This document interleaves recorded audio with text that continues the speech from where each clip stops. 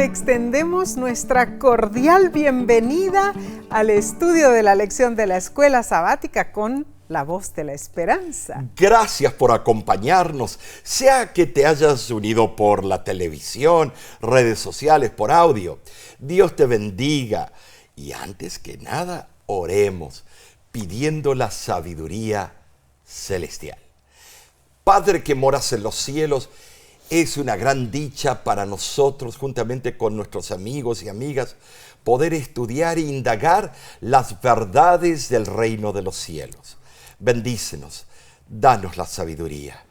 Y esto lo pedimos en el santo nombre de Cristo Jesús. Amén. Amén. Hace unas semanas recibimos dos notitas muy importantes desde el mismo país, el hermoso país de Honduras. Donde vamos a estar prontamente. Bueno, el hermano Antonio Hernández nos dice: desde mi pequeño pueblo, Las Vegas, El Mochito, los veo semanalmente. Amén. También desde San Pedro Sula, Honduras, nos escribió el hermano Gary Aldo Garay diciendo: desde que les descubrí, nunca más he vuelto a escuchar a otros oradores.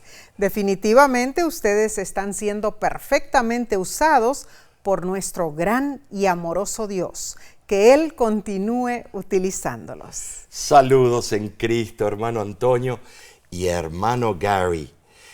¿Saben? Para el mes de mayo del 2026 estaremos en Honduras, donde llevaremos un esfuerzo evangelístico en todo el país. ¿Así será? De parte de la Voz de la Esperanza, con más de 30 evangelistas. Oramos para que el Espíritu Santo descienda y haga su obra allí, en Honduras. Amén y amén. Bien, Omar, repasemos la lección número 3 para el 17 de enero 2026. Se titula Vida y Muerte. Son dos conceptos opuestos. La muerte es antípoda a la vida, es enemiga de la vida. Claro. Pablo era consciente de esto, pero para él, aunque viviera o muriera, lo más importante era honrar a Cristo. Así era. ¿Sabes? Cuenta la historia que el 1 de julio de 1555, Juan Bradford fue quemado en la hoguera. Bradford era capellán del rey Eduardo VI de Inglaterra y uno de los predicadores más populares de su época. Pero fue mártir de su fe. Mientras lo llevaban para ser quemado, le permitieron hablar sobre la carreta durante todo el trayecto desde el oeste de Londres hasta Newgate. Bradford gritó: Cristo, Cristo, solo Cristo. Como Pablo, Bradford se dedicó a la misión del Evangelio. Pablo en verdad supo realzar su propia perspectiva, algo que definitivamente contrasta con la de la mayoría de los seres humanos, quienes egoístamente se aferran a la vida y, temen la muerte. ¿Será que estamos en ese grupo de personas? El texto de esta semana es Filipenses 1:21, donde Pablo dijo: porque para mí el vivir es Cristo y el morir es ganancia. En este versículo, el verbo ser en el griego está en el tiempo presente. Se refiere a un continuo y diario acto de vivir en Cristo. La existencia de Pablo estaba comprendida en la seguridad de que, Jesús estaba ligado a él. Era una relación simbiótica. Estaba completamente absorto en su Salvador.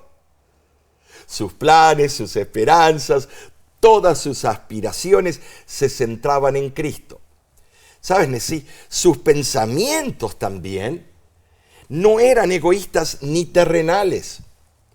Estaban bajo el dominio de Cristo absolutamente. Tremendo. Y vemos en Deuteronomio 30:19 a donde está registrado que Dios nos presenta la vida y la muerte, pero nos insta a elegir la vida, ¿no es cierto? Claro. Lamentablemente, hermanos, es fácil desviarnos del camino.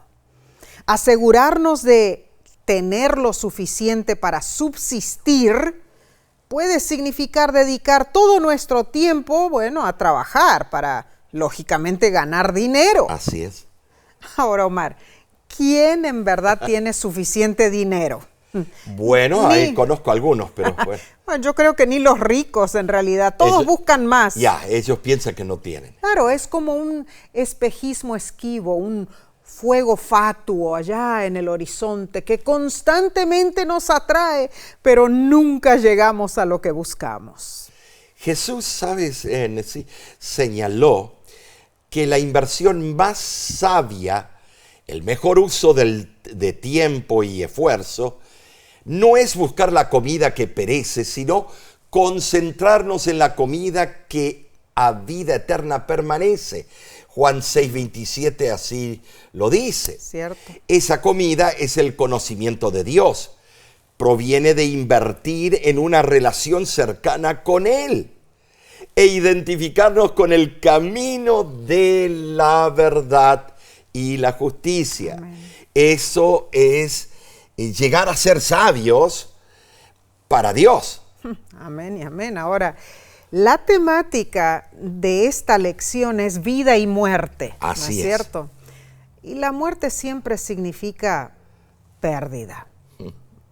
Incluso para los hijos de Dios, significa la pérdida de muchos gozos de la vida, de los felices vínculos domésticos a los que estamos acostumbrados, incluso de medios, de oportunidades de trabajar para Dios.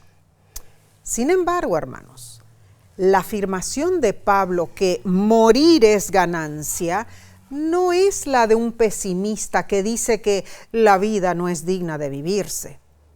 Tampoco es la de alguien que ya está aniquilado, que ya no puede disfrutar nada, que está cansado, agotado de todo.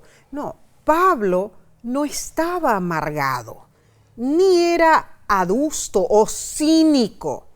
Pablo disponía de cordiales simpatías humanas y participaba animosamente y con sano equilibrio de las actividades propias de la verdadera vida cristiana. Pero su declaración se refiere a un tema más elevado.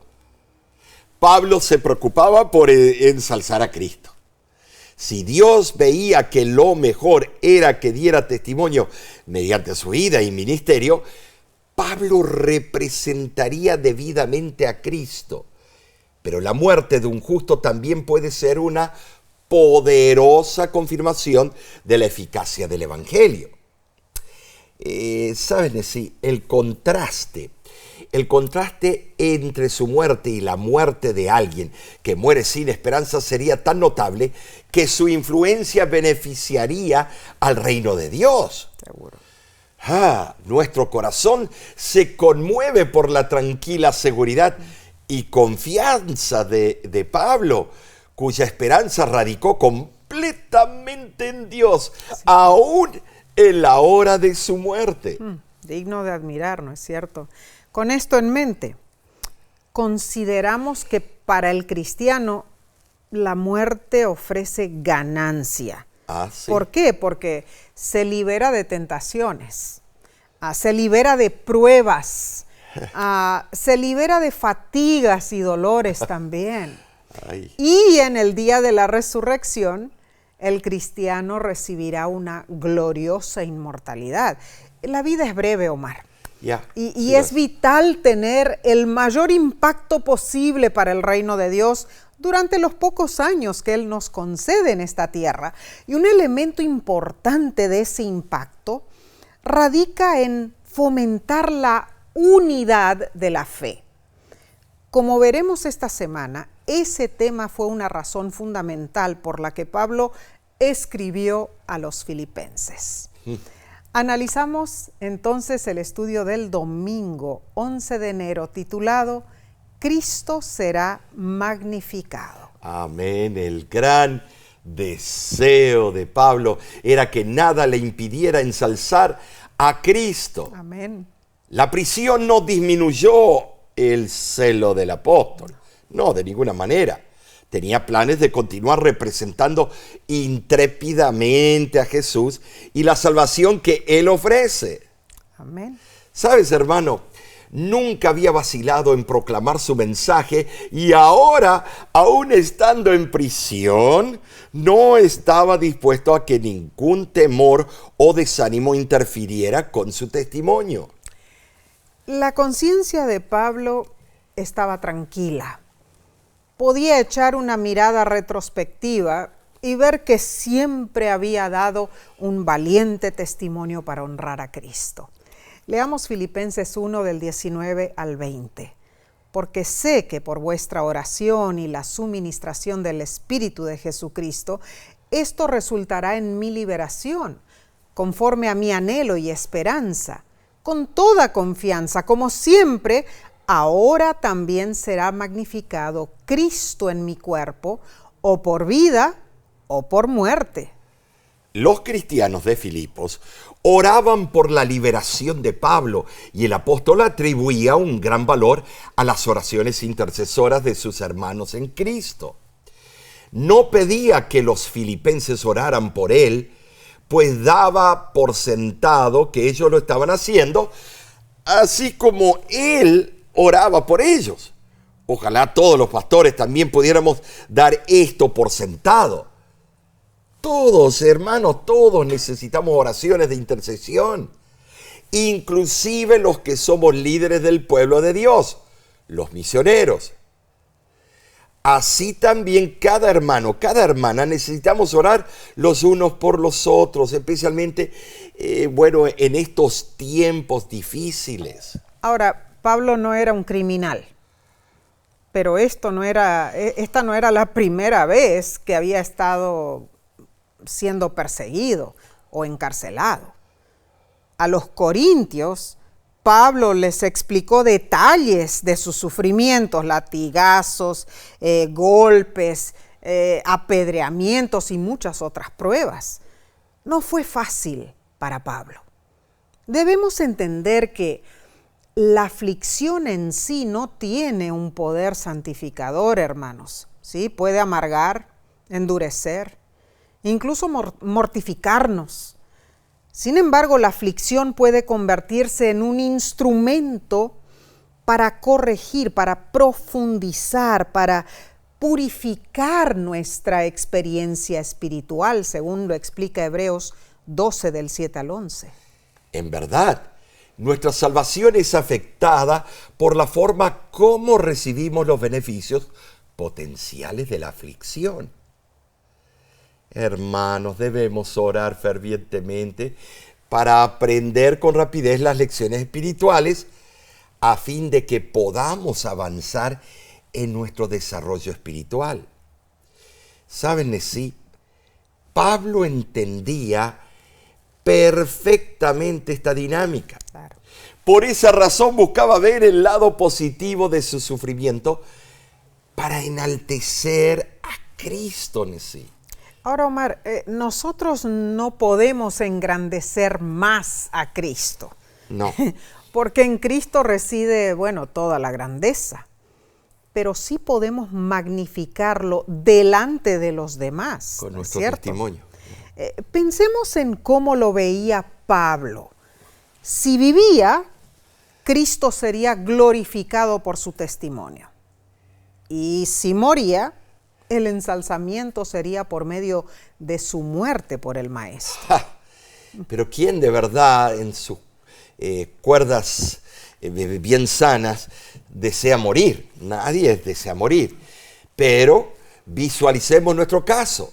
Nosotros magnificamos en vida a Cristo mediante nuestra conversión, a nuestra santificación, nuestra obra consagrada a la causa divina con alegría.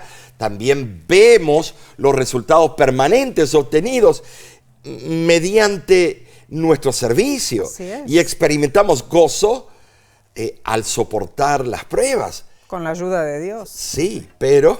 Bueno, por otro lado, siendo verdaderos hijos de Dios, magnificamos en muerte a Cristo. ¿Cómo?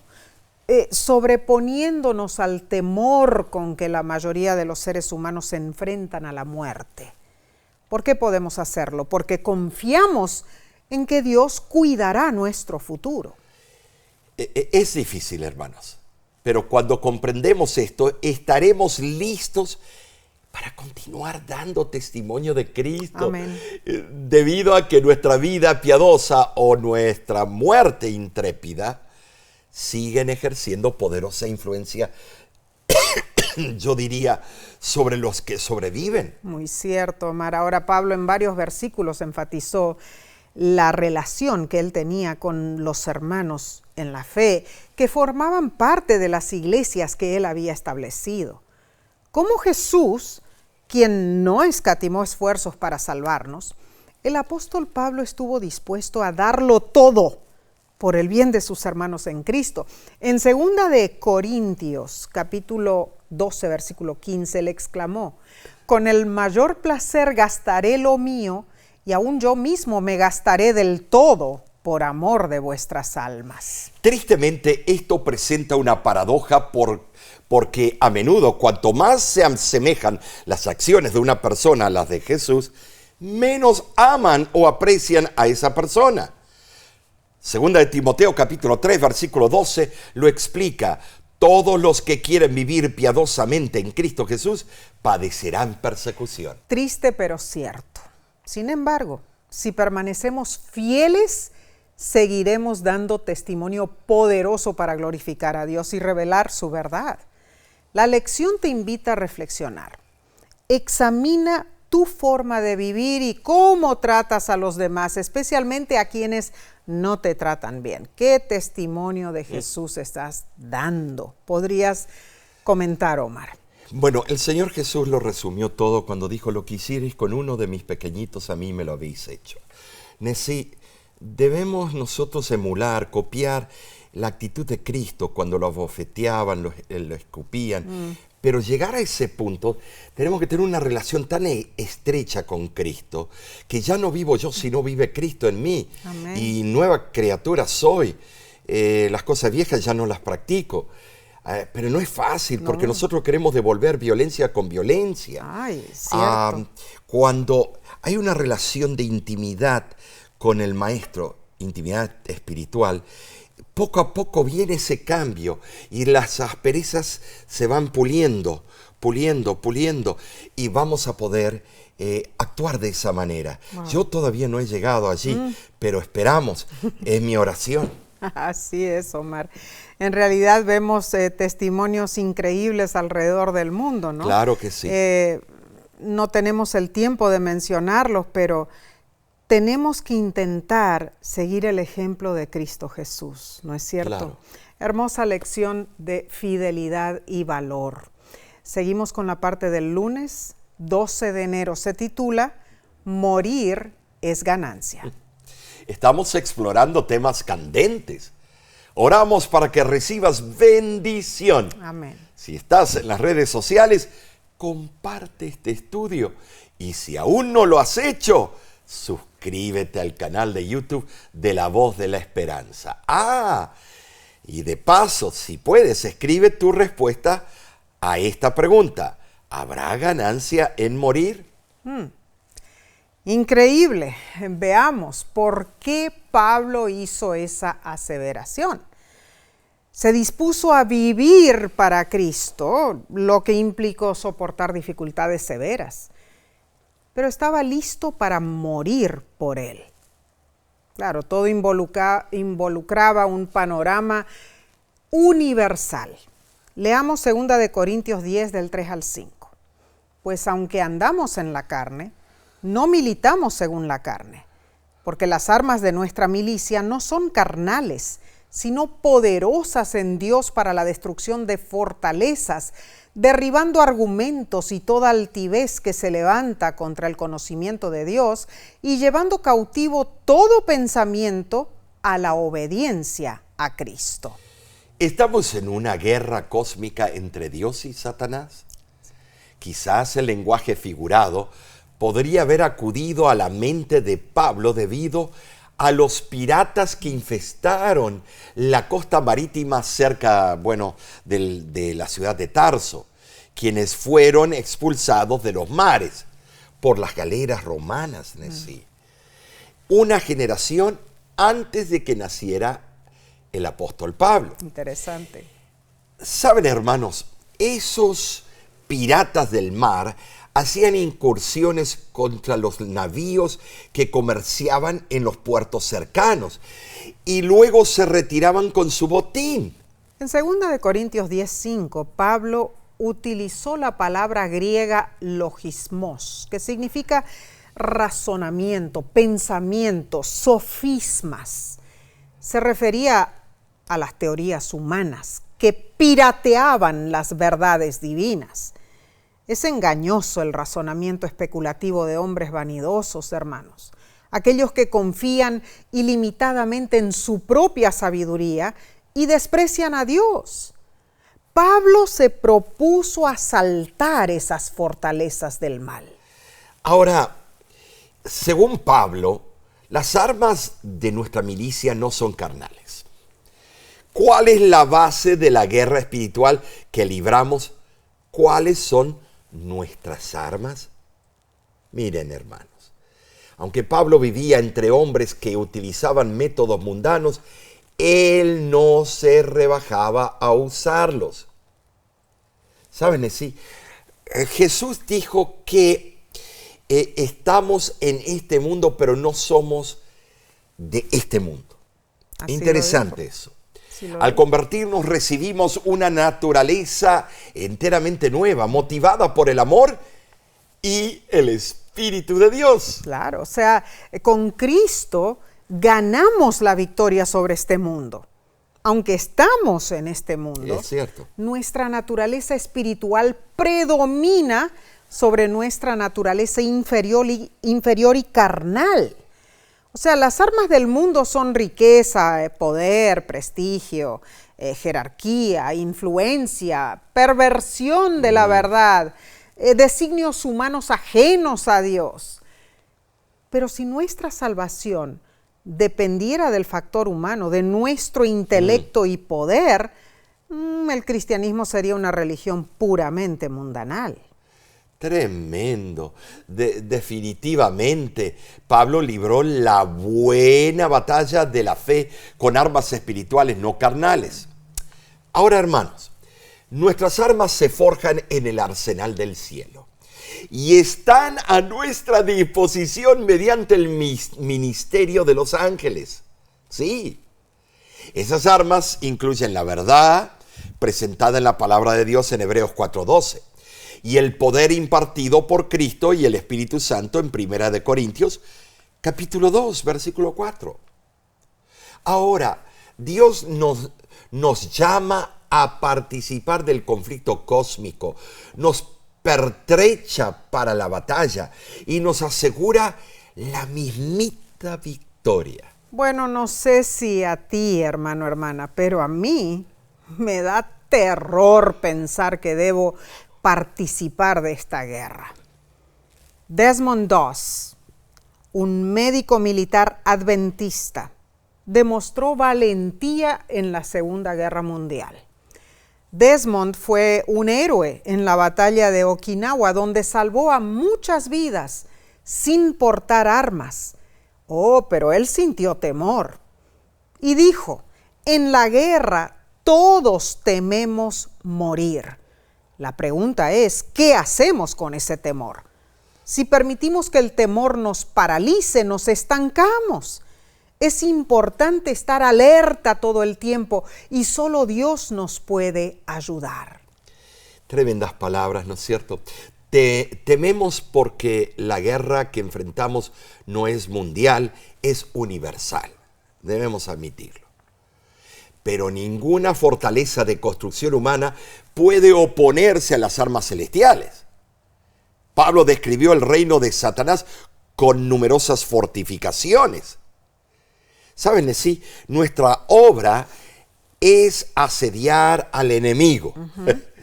destruir sus defensas y hacerlos salir a campo abierto. Wow. Estrategias que se estudian en academias militares. Indudablemente Pablo pensaba en las armas bien atrincheradas del corazón humano, encadenado al enemigo. Las malignas fortificaciones de la mente. Claro, claro. Esta guerra contrapone la verdad contra el error, el conocimiento de Dios contra la ignorancia, Cuán cierto. el verdadero culto contra la idolatría, la libertad en Cristo contra la esclavitud del pecado, Así es. la rectitud contra la injusticia y el dominio de Cristo contra el de Satanás.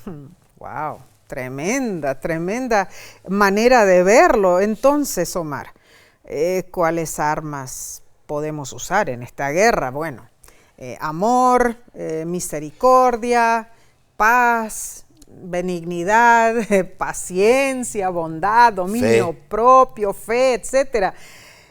Pero nuestra arma más poderosa, usada con prudencia, es la palabra de Dios. Oh, sí lo es. Porque solo Dios llega al corazón humano. Nosotros somos simplemente instrumentos que Dios utiliza para cumplir sus propósitos. Es cierto. Y la lección pregunta, ¿cómo estás experimentando la realidad del gran conflicto? ¿Cómo puedes encontrar consuelo y fortaleza? Omar, ¿podrías contestar esto? Bueno, contemplaciones, sí. Contemplando el perfecto carácter de Cristo, su perfecto ejemplo, su perfecta vida, al contemplarlo, y la segunda C, comunicación con Él, o sea, por medio de la oración, resulta en la conversión. Amén. Las 3 Cs. Entonces sí, debemos nosotros claramente fijar nuestros ojos con propósito definido y recto, mirarlo a Cristo y ir empapándonos de su ejemplo, y poco a poco va a florecer. Vamos a poder vencer los problemas, las angustias. Vamos a poder pelear esta gran guerra en el nombre de Jehová. Que así sea, Omar. Abrazamos la bendita seguridad que Jesús nos libra del maligno.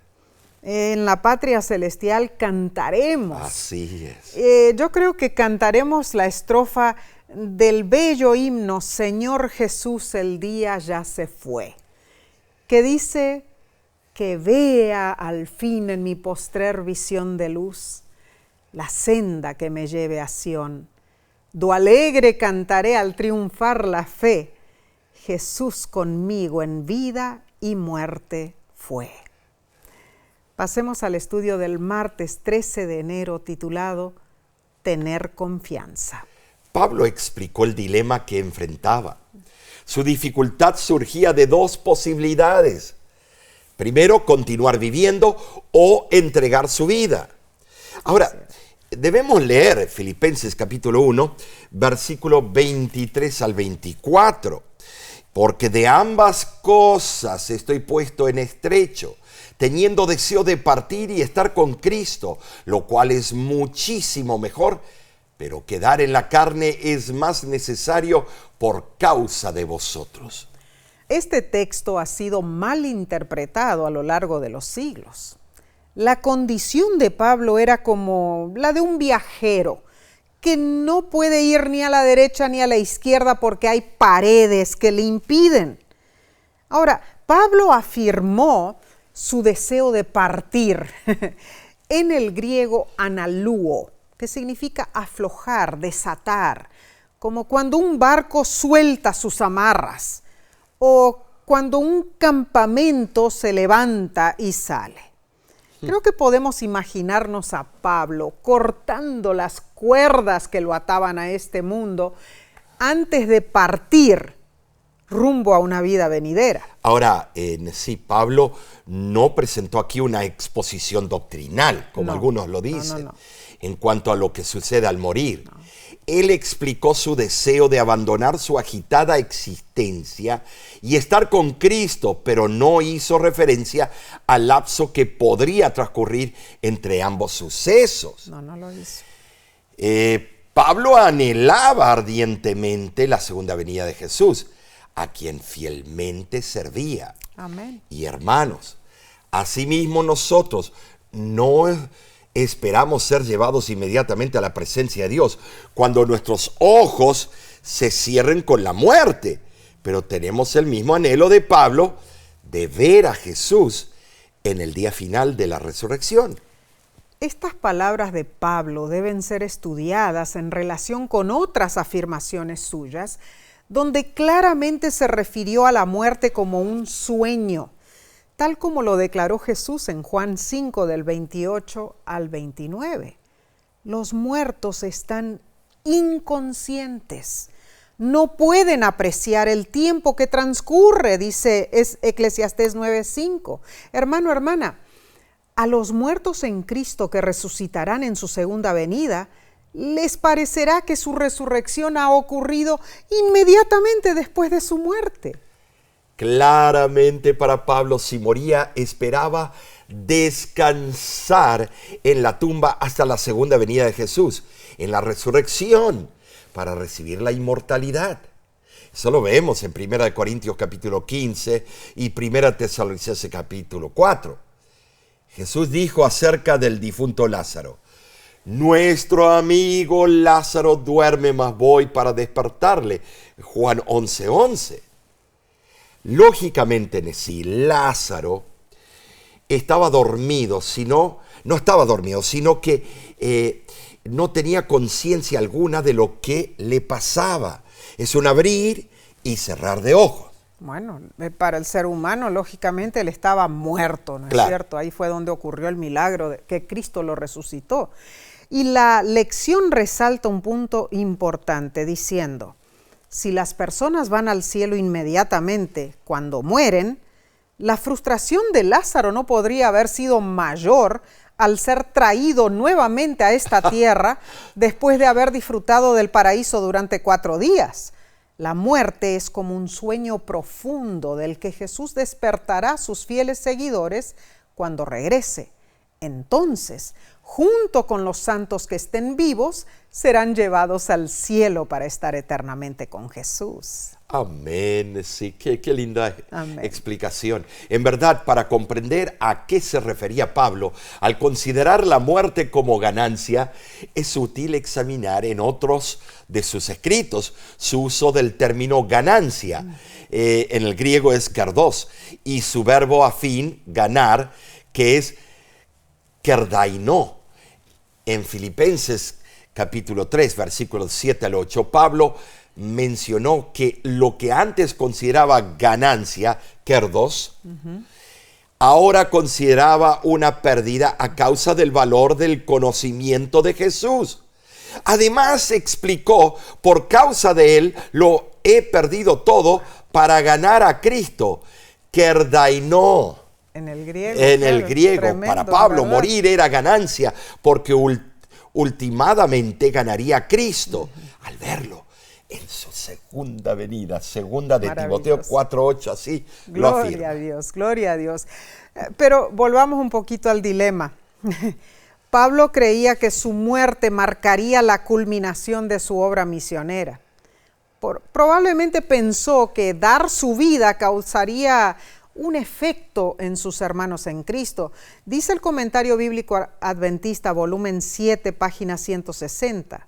Creía que su muerte animaría a los filipenses a un mayor sacrificio o llevaría a algunos a examinar la fe a la que él se aferraba con tanta tenacidad.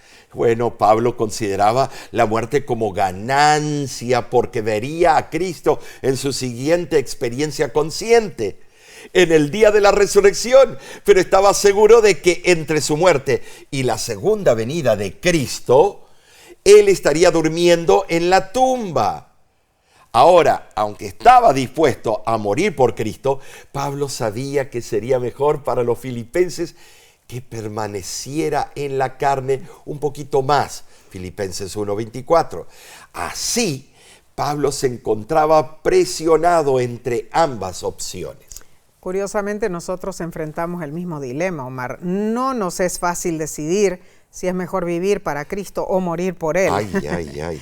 Y la lección pregunta, aunque no nos agrada la idea de la muerte, ¿has pensado que lo primero que veremos los creyentes, tras lo que nos parecerá apenas un segundo después de morir, será el regreso de Cristo? ¿Cómo podría ese pensamiento ayudarte a entender este tema, Omar? Explícalo. Bueno, Nessie, la muerte es un sueño, es un estado de inconsciencia. Con el último pensamiento que te fuiste, te levantarás. Es por eso que es bueno que cuando enfrentemos la muerte seamos encontrados no faltos, sino justos, limpios. Nessie, ¿cómo podemos enfrentar este dilema fácil? El apóstol Pablo lo dijo, para mí el vivir es Cristo. Cristo es todo. Si Cristo conmigo, ¿quién contra mí? Nosotros no busquemos tanto de razonar y filosofar, mejor muerto o vivo. ¿Sabes por qué, Nessie? Porque es una pregunta que no vamos a poder contestarla ahora, solo en la eternidad. Es lo que a Dios le complazca. Es lo que Dios vea mejor, para mi bien, para mi salvación y la salvación de otros. Amén, amén. Entonces la muerte no nos debe atemorizar. No. Tenemos confianza en Dios. La Biblia revela esperanza de que Jesús resucitará, a todos los que hayamos aceptado su gracia. Así que no nos entristezcamos, más bien tengamos esa esperanza presente. Continuamos con la parte del miércoles 14 de enero. Se titula Permanezcan unidos. Todo lo que hacemos en la voz de la esperanza es para cumplir la obra que Dios nos ha encomendado. Amén. Y escribimos y editamos guiones, artículos, cursos bíblicos, filmamos programas de televisión, repasos de la lección, sermones y muchos otros videos. Así es. Grabamos programas radiales, atendemos estudios bíblicos por correspondencia y contestamos cartas y correos electrónicos. Cierto. Administramos las oficinas de la Voz de la Esperanza y presentamos evangelismo público en diferentes países. Todo esto es posible solo con tu apoyo y la ayuda de Dios. Amén. Gracias por ser parte importante de nuestro ministerio. Gracias, gracias. Y no olvides acompañarnos durante los repasos cortos que estamos grabando, ¿no es cierto? Sí, Cada día un comentario cortito de la lección, así que no te pierdas esos momentos especiales de estudio con nosotros. Amén. Bien, Juan capítulo 17 presenta la última oración de Jesús por sus discípulos. En esa oración dominó un tema clave, la unidad. Jesús visualizó en su oración el momento de su reencuentro con su Padre y con nosotros. En Juan 17:24 él oró, Padre, aquellos que me has dado, quiero que donde yo estoy también ellos estén conmigo, para que vean mi gloria que me has dado. La petición de Jesús era que el Padre guardara a sus hijos para que fueran uno como Él y el Padre son uno. Así es. Además, hermanos, recalcó las terribles consecuencias de la desunión, algo que causa incredulidad en muchos. En su elevadora oración, Jesús enfatizó la razón por la cual pedía nuestra unidad con Él y con el Padre, para que el mundo crea y para que el mundo conozca que tú me enviaste. Juan 17:21 y versículo 23. Teniendo la oración de Jesús en mente y comparándola con Filipenses 1:27, vemos lo que se considera indispensable para que haya unidad en nuestras iglesias. Pablo menciona la importancia de comportarnos dignamente. La expresión griega traducida como comportaos como es digno es politeu omai, que significa vivir como ciudadanos, no de un reino terrenal, sino del reino celestial. Una traducción libre del texto sería: comportaos como ciudadanos del reino de Cristo. Ser dignos suficiente para ser considerados como ciudadanos del reino de Cristo. Este lenguaje era apropiado porque Pablo era ciudadano romano y escribía desde Roma. Su presencia allí era el resultado de haber ejercido sus derechos como ciudadano al apelar al César. Esto lo vemos en el libro de Hechos, capítulo 25, versículo 11 al 12. Y saben así, y su carta estaba dirigida a un lugar principalmente habitado por ciudadanos romanos. Claro. Porque la ciudad de Filipos era una colonia romana, tenía un privilegio especial entre todo el imperio romano. Efectivamente, y siendo ciudadanos romanos, y más aún ciudadanos del país celestial, los filipenses debían comportarse dignamente.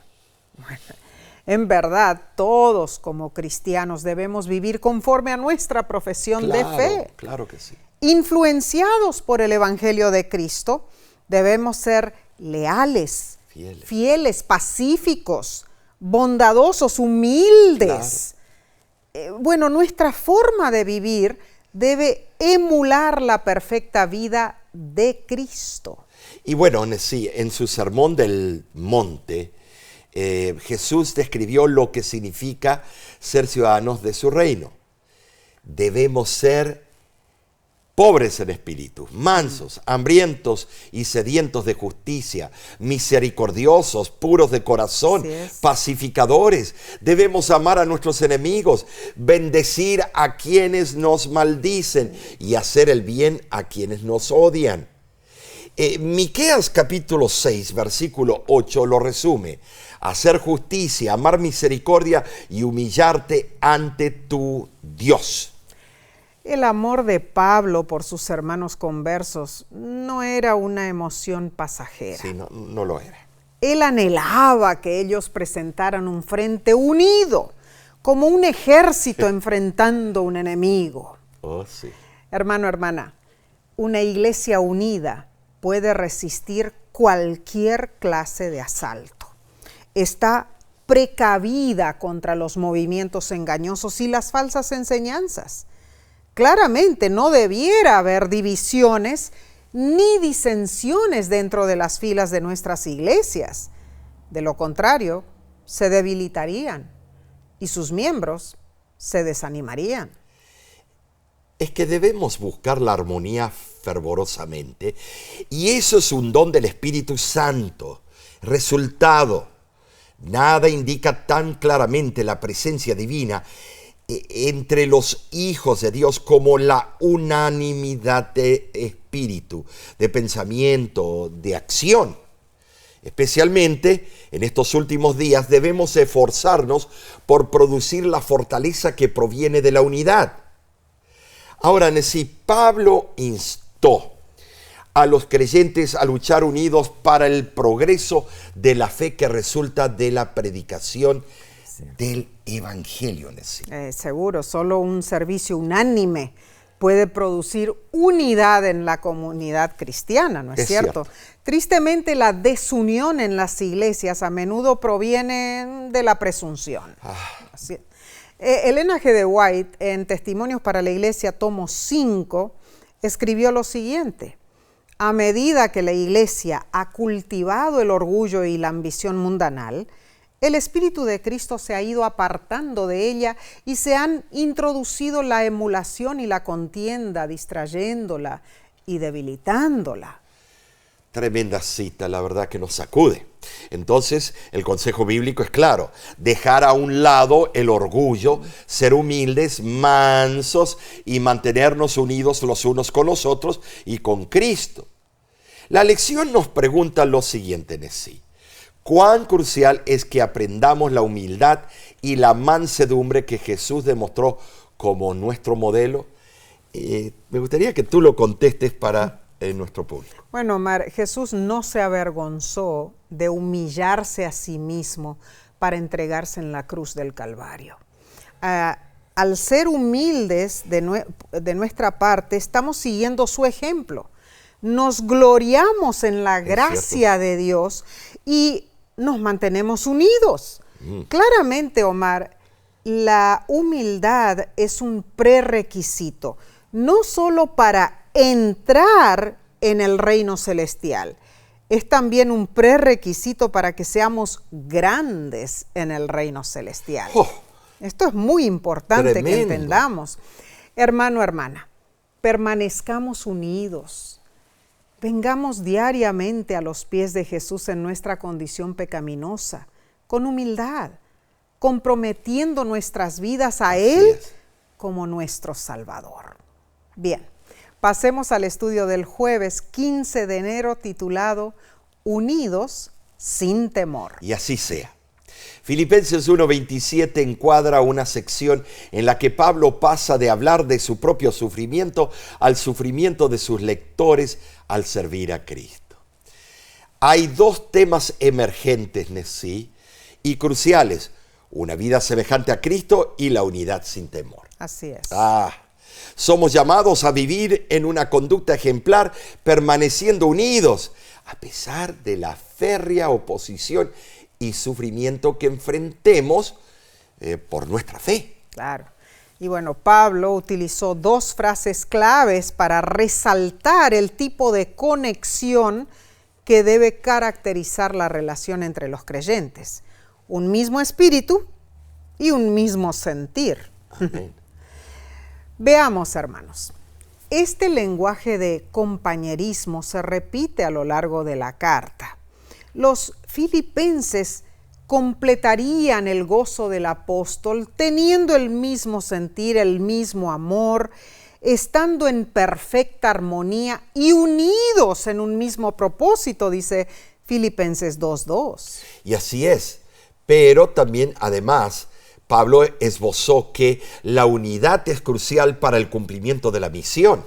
Filipenses 4:3 presenta 4 palabras compuestas que inician con una palabra griega sin, que significa con o junto con.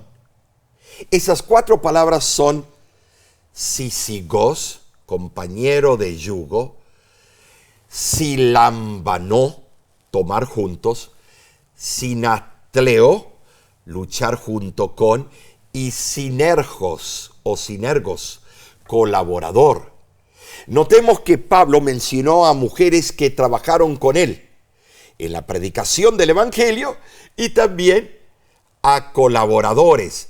Todos estaban unidos, involucrados en la misión. Indudablemente, la estrategia satánica es dividir y conquistar. La desunión es mortífera.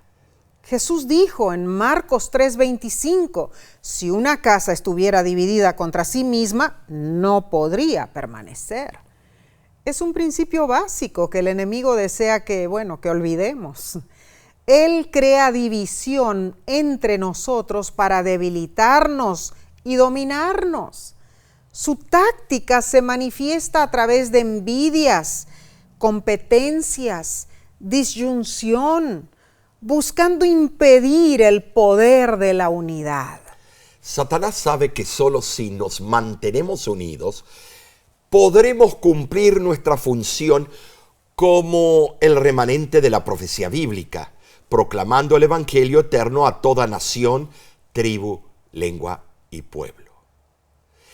Saben, siendo que la unidad es crucial para cumplir nuestra misión de difundir el mensaje divino, y que la oración de Jesús resaltó la importancia de esa misma unidad, nuestro mensaje no puede separarse de nuestra misión ni de nuestra unidad.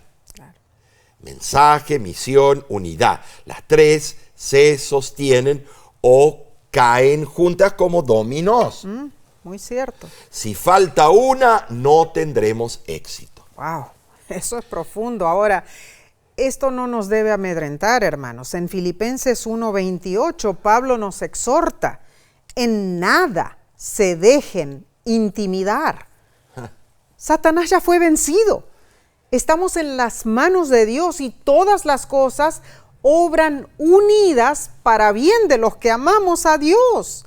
No debemos intimidarnos. Teniendo a Dios a nuestro lado, no tememos ni el número ni la ferocidad de los adversarios que Satanás pone frente a nosotros. Si nos mantenemos unidos, los enemigos de Dios serán destruidos y demostraremos que nuestro poder proviene de una autoridad sobrenatural, el poder divino. Maravilloso, ¿no es cierto? Tremendo, Nessie. Y entonces vemos, Omar, ahora que la lección del viernes, ¿no es cierto?, concluye mencionando la fe que unía a los primeros cristianos, aún en medio del tormento. Estaban en la estaca, en el calabozo, en los escondrijos, en las cavernas. No importaba, esos fieles rendían sus vidas por fe y unidos declaraban al mundo que el Salvador Jesús siempre puede salvar al ser humano que entrega su corazón a Él. Y me gustaría leer la siguiente declaración de la introducción del libro Primeros Escritos. Es el propósito de Dios restaurar la unidad de la iglesia en los postreros días. De esto hay evidencia abundante en las profecías. Se nos asegura que los centinelas estarán de acuerdo cuando el Señor restaure a Sión. En el tiempo del fin, los sabios entenderán. Habrá unidad de fe entre todos aquellos a quienes Dios considera sabios. De consideraciones como estas, se desprende que el estado perfecto de la iglesia aquí predicho aún está en el futuro. Por consiguiente, estos dones aún no han cumplido su propósito.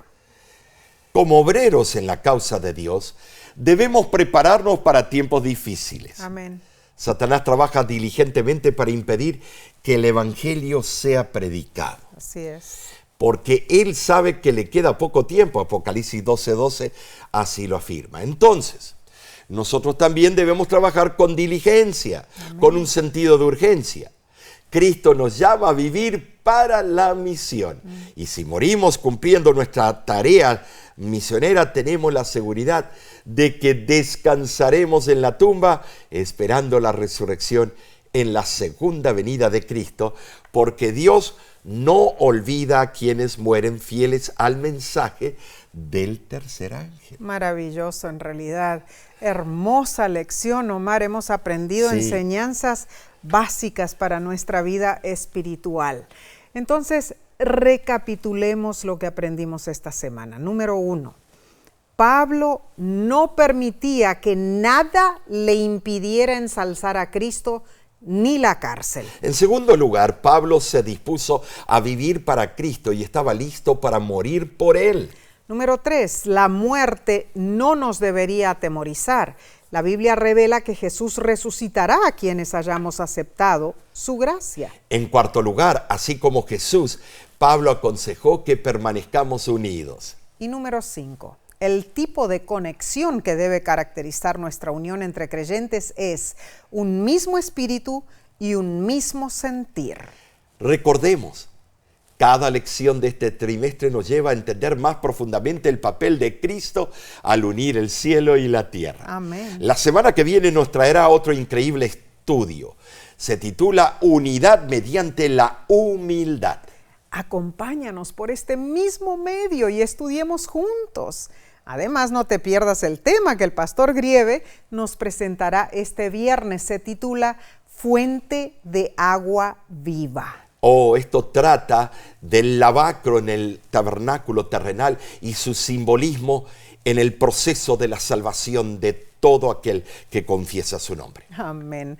Nos despedimos, hermano, hermana, pero con un hasta luego. Que Dios te bendiga y te guarde.